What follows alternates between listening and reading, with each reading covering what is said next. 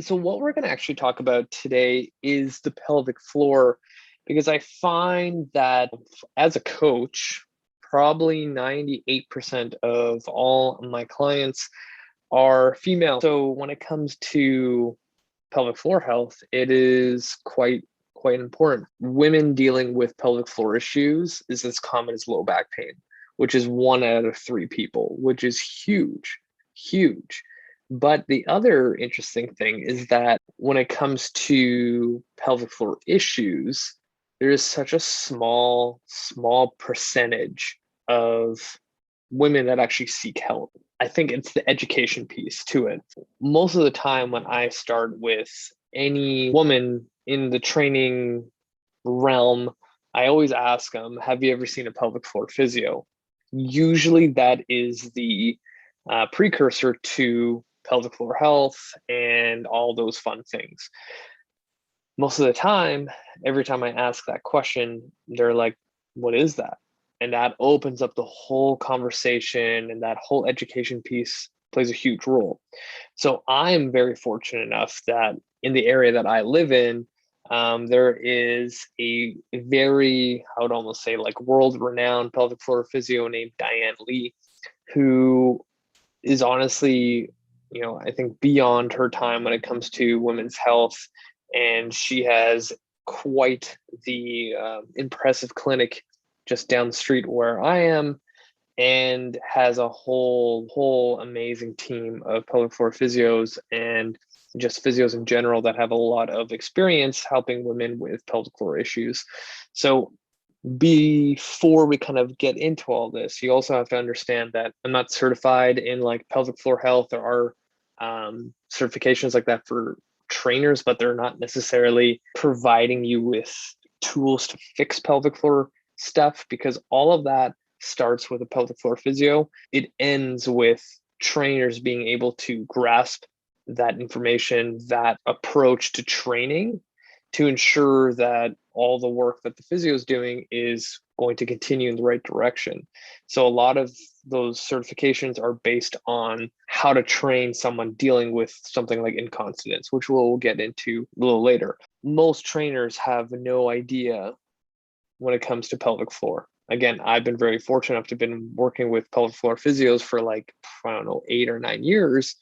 And it is such an interesting topic, and more coaches need to learn about it in order to help their clients. Because guaranteed, if you are a dude or even a female trainer, and every single female that you have has had some sort of pelvic floor issue. So to kind of get started, if you are listening and you are female, 100% go see a pelvic floor physio, because even if you didn't have children, you could still have pelvic floor dysfunction, as they call it.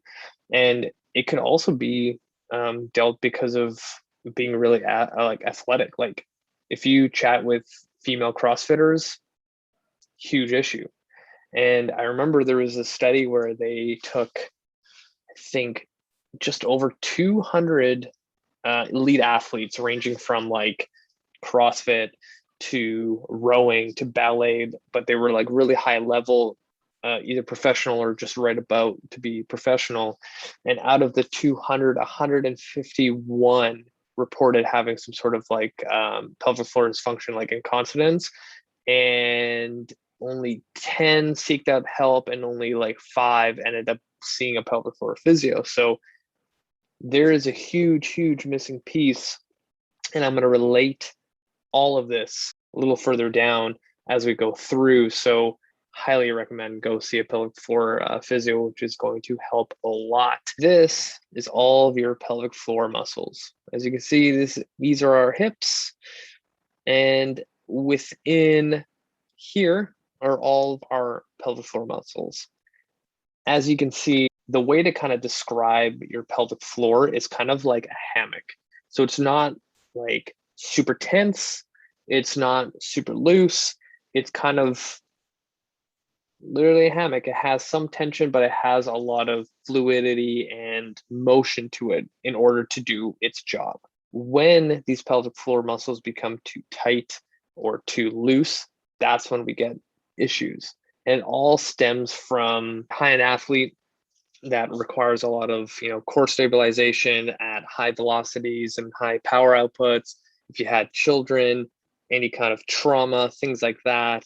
If you've had, twins and, they place a lot of pressure on the pelvic floor, and, rather than having one child in there, you're carrying two, and those pelvic floor muscles become very, very, very, I want to say tight, but just like overused. And then when it comes to rehab stage of getting back to where you were before, you're kind of missing out a little bit. But I want to show another photo that I was very pleased to see. So this is a better representation of what I wanted to show. Again, a little bit blurry, but now you can see how the pelvic floor sits in relation to the rest of our body. Because like that other one, it just gives you the pelvis a little bit, and you're just like, you have to imagine everything else, right? So look at that pelvic floor, all the pelvic floor muscles that are kind of like the hammock going back and forth. And now look at like these deep hip muscles, like primarily like piriformis and all the ones that attach to the hip and go deep into the pelvis and overlap or connect to the pelvic floor muscles. I would make the argument, and I think most people would agree, that if you had a weak pelvic floor or dysfunctional pelvic floor, it would probably have some sort of influence on the surrounding musculature in the hip. So this is where I think, and I think most physios would agree, when it comes to like SI joint pain, probably pelvic floor health plays a huge role. Low back pain, pelvic floor health comes into play. And even like going up into like lumbar spine, because we just said low back pain, look at how much stuff covers the lumbar spine going into our pelvis. Like all of this stuff is also covered by a lot of fascia, which is also going to connect to that lumbar spine, which would have a huge influence. Because a lot of times when people have low back pain, it's because they can't stabilize. They don't have the endurance to stabilize. And most of the time, pelvic floor dysfunction is due to being overworked, and it doesn't know how to stabilize anymore because it was constantly like clenched. Imagine a woman going through labor and it's like 20 hours, very long time. I would argue again that that would play a huge role on how those pelvic floor muscles are going to react and, act in general when it comes to any kind of stabilization, right? They're overworked, they're over clenched. So you doing nonstop Kegels over and over and over again, it's probably not going to help. In that case, you would have to actually learn how to relax those muscles to relieve that tension, and then reintroduce how to create tension, being able to turn it on and off, on and off. And the reason why I'm bringing this all up is because one of the biggest thing is for women in general is something called incontinence, where you actually leak when you exercise. Those things happen when you have to do high stabilization exercises like pull-ups, heavy deadlifts, double unders if you're in CrossFit, like anything that requires a lot of stabilization. You try to create core stability, just your pelvic floor doesn't have that capability yet, and then you leak. Like it's a pretty common thing that a lot of women don't want to bring up, and there are ways to fix it. And I'm not going to give you like, here's the 3 exercises that are going to fix your pelvic floor. It's kind of hard to do that because I don't know what you're actually dealing with. That's why if you go to a pelvic floor physio, they'll be able to diagnose and then give recommendations of what you should do. Every case is a little bit different.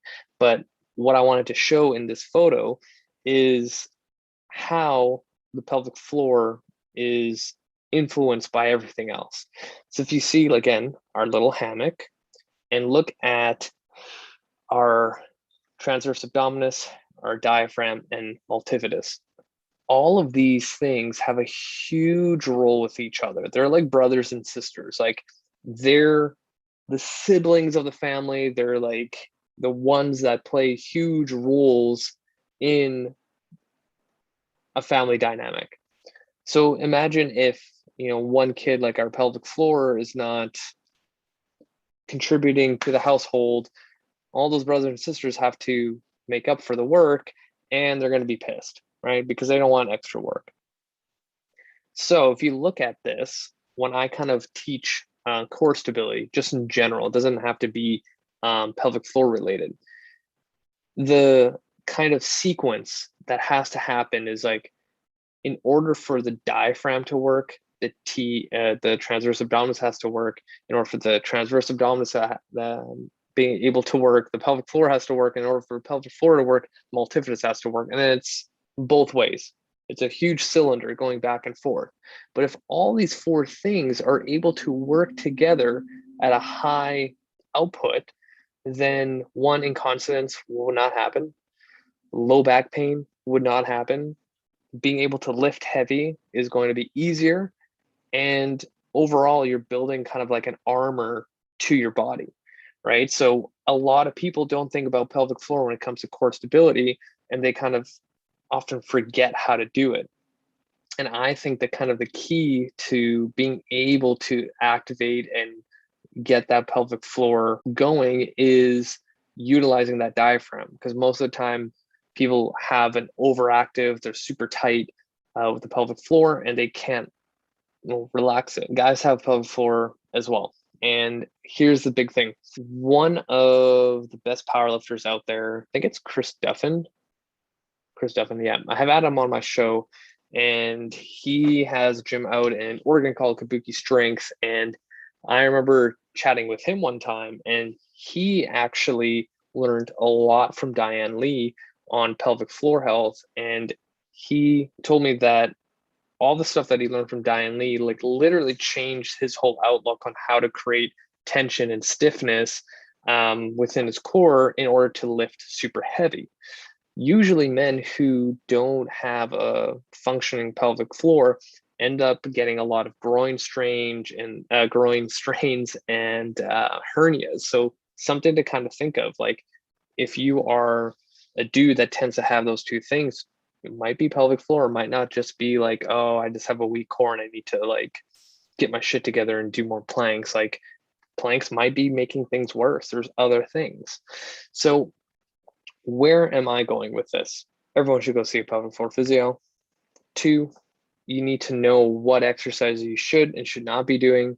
And 3, things like incontinence is so common. This is kind of that missing piece that we need to have to finally see progress. So with clients of mine that are female, maybe a brand new mom, they all usually have like the 2 main culprits of SI joint dysfunction, hip pain, and low back pain. So I want to teach them like just basic core stability. And where do I start with that? Very similar to the low back pain stuff, but we start with breathing.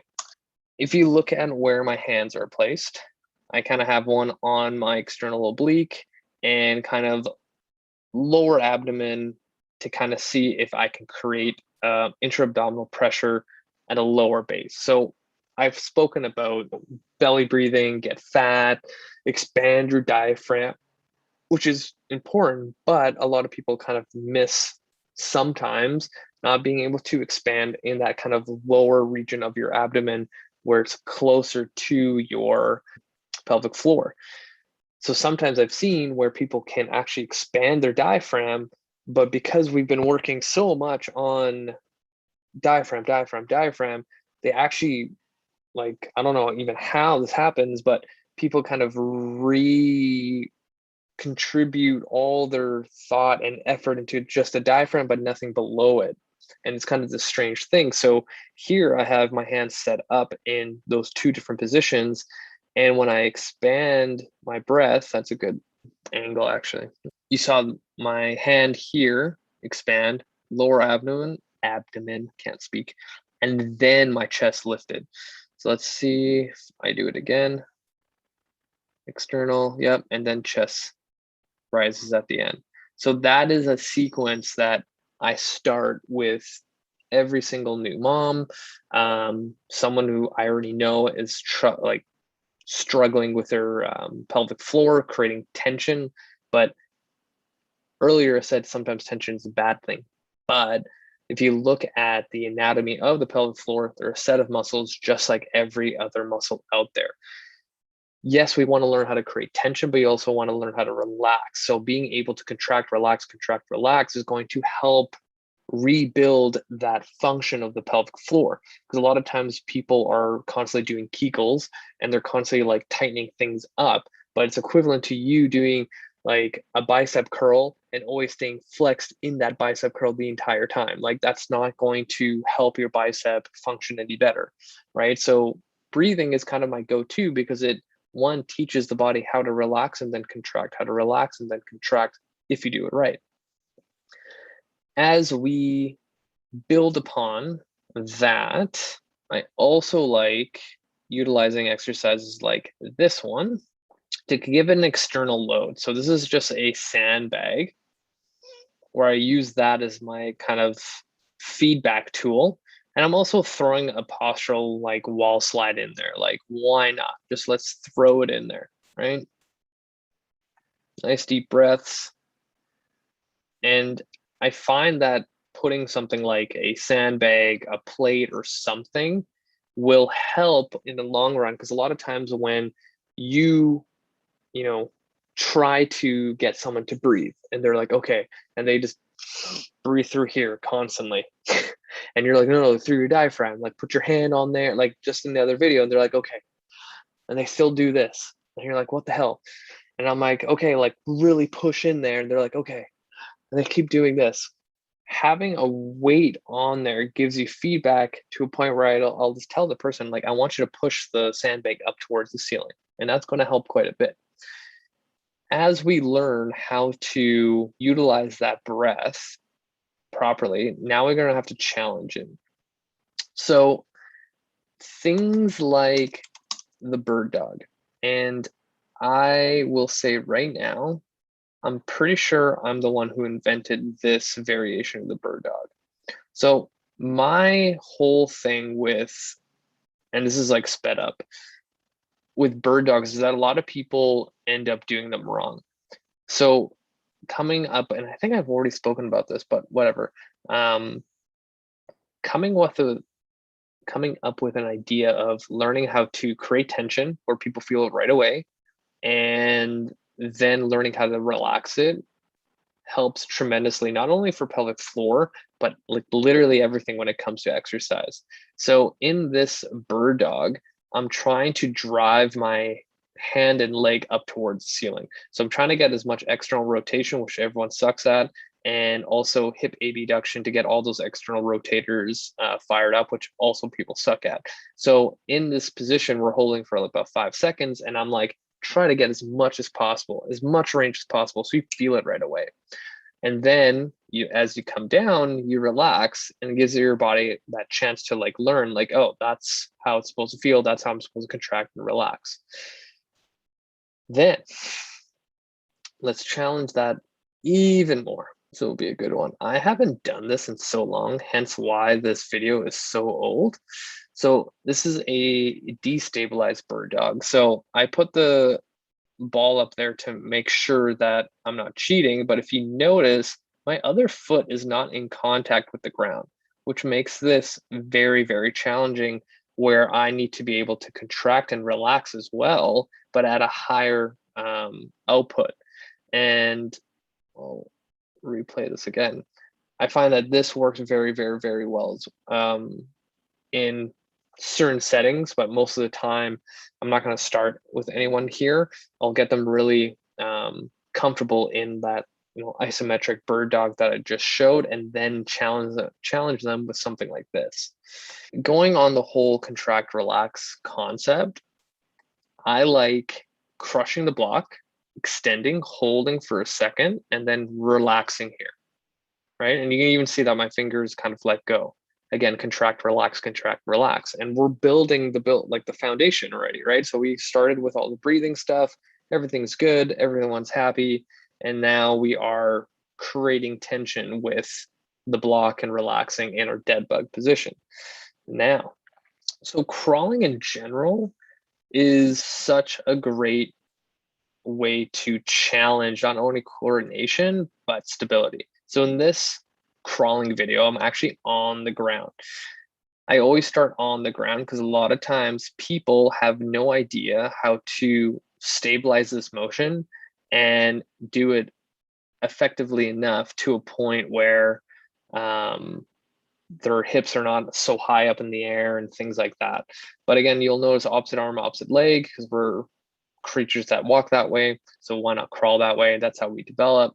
When we get to 2 points of contact, similar to the bird dog, we are learning how to stabilize, contract, relax. And then I will challenge my clients eventually. I'm not just doing crawling and dead bugs and bird dog for people. Like, I'm actually going to challenge them a little bit more, where I want to add that instability, where, maybe I'll start with these shoulder taps, right? In the sprawl position, just a little shoulder tap, contract, relax. And then as people get stronger, like, let's start adding some reaches. And it all really depends on how you start. So you might be looking at this and go, you know what?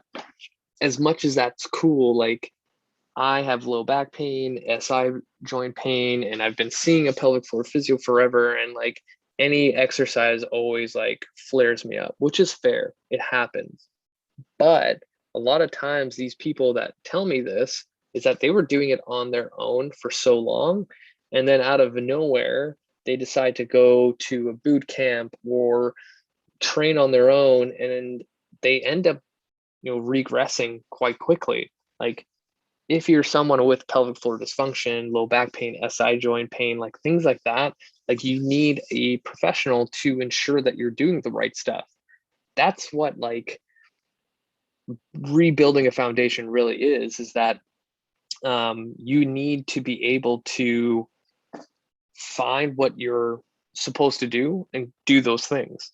I think I'm going to end it there because I can like keep talking about this topic, but if you have any questions, like, feel free to reach out. Like, anything pelvic floor health related, like, I know quite a bit, and I know when to be like, you know what, that question, you should go see a pelvic floor physio. And you know what, I've been in the industry for a long time, and I can easily find you a pelvic floor physio in your area. They tend to all hang out together and know each other, so it's very easy to find one, at least for me. I'm gonna leave it there.